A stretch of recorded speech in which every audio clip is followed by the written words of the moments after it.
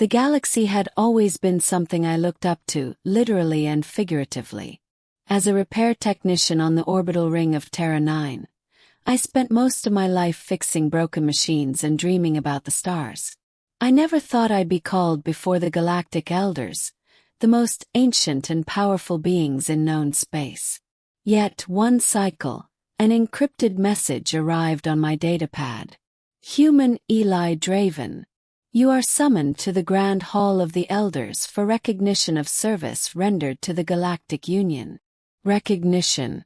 Service. I thought it had to be a mistake. My only service was patching reactors and keeping people from freezing in space. But curiosity won out over fear. Scene 1.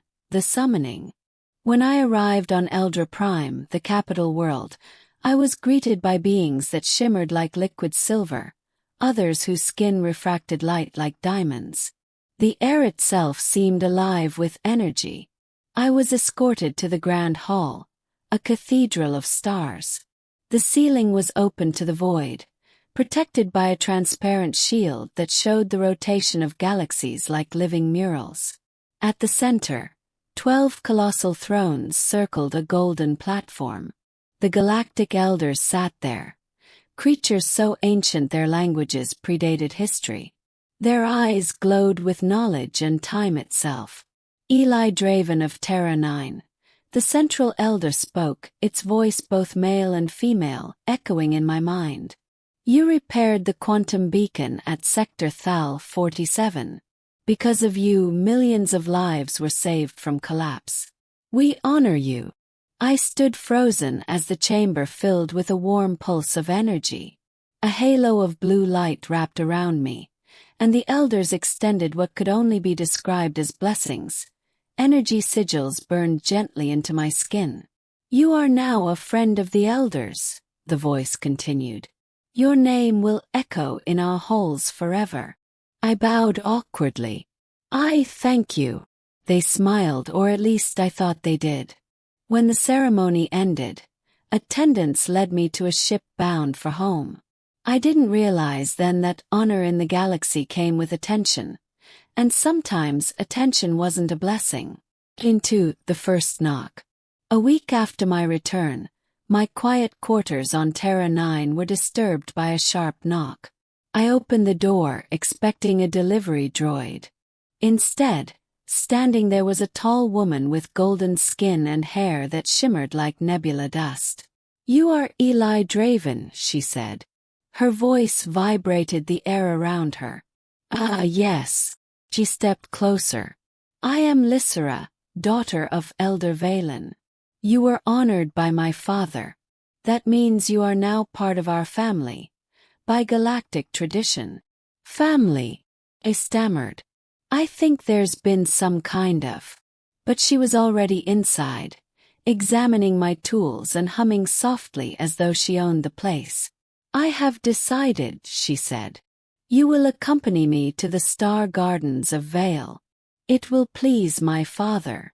Blink. You mean like a date? She tilted her head, smiling faintly. A bonding ceremony, yes. That is your human word, is it not?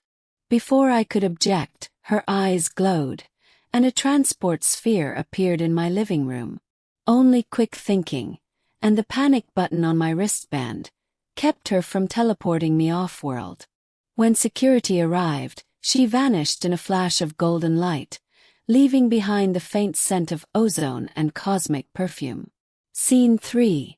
The daughters multiply. The next morning I thought it was over. Then came another knock. This time it was 2 women, one with translucent skin that flickered like plasma, the other with eyes full of miniature stars. I am Saria, said the first.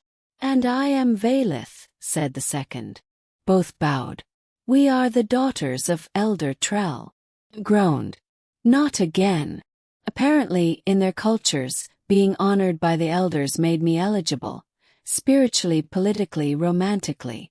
It meant I had been touched by their essence, and thus any elder's daughter could seek connection with me. Within 3 days, My doorstep became an intergalactic parade of glowing, radiant, utterly confusing women, each claiming her father had chosen me as a suitable companion. Some brought gifts, glowing crystals, time-woven scarves, or pets that defied gravity. One even brought a moon fragment. My neighbors thought I'd opened a dating service. The truth was worse. I was a galactic celebrity, unwillingly. Scene 4. The Elders' warning. By the 4th day, I'd had enough.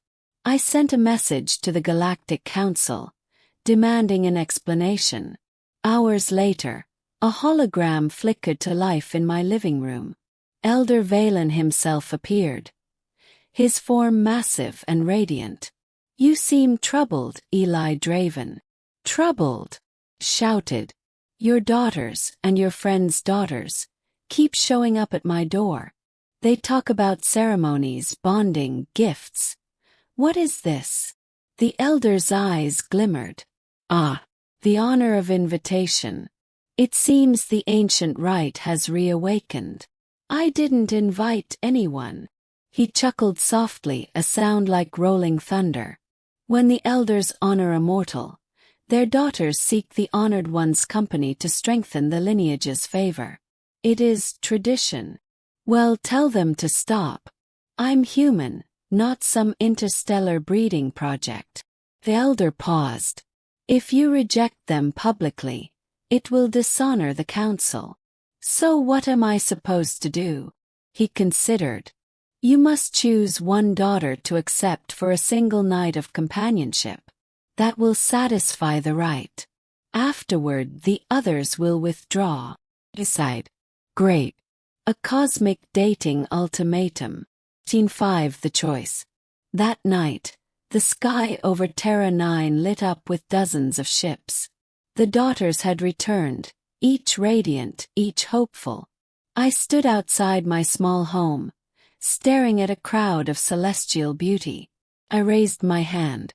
"I appreciate all of you, but I can only choose one." They waited. The silence of the stars pressed down. Then I saw her, quiet, standing apart from the others. She wasn't adorned in cosmic jewels or glowing silks. Her skin was a pale lavender, her eyes calm. She looked real. "What's your name?" I asked. "Naira," she said softly. "Daughter of no elder. I serve as an attendant to them." "You're not one of the daughters." She shook her head. "No. But I came to warn you. If you choose any of them, you will be bound by their energy forever. You'll never see your world again." My heart pounded. "Then what do I do?" She smiled faintly. "Choose no one. Choose yourself." I looked back at the crowd and took a deep breath. I refuse the right. A collective gasp rippled through the air. Light flared, stars trembled, and suddenly all the daughters began fading, their ships vanishing one by one. The elder's presence pressed on my mind, cold and ancient. "You defy tradition," a voice thundered. "Maybe," I said. "But I never asked for your honor." For a moment everything went silent. Then, soft laughter echoed through the cosmos. "Perhaps," the elder said, "it is time our traditions evolved." Scene 6. The morning after. When I woke the next day, the sky was clear again. No ships, no knocks, only peace. Then my door chimed.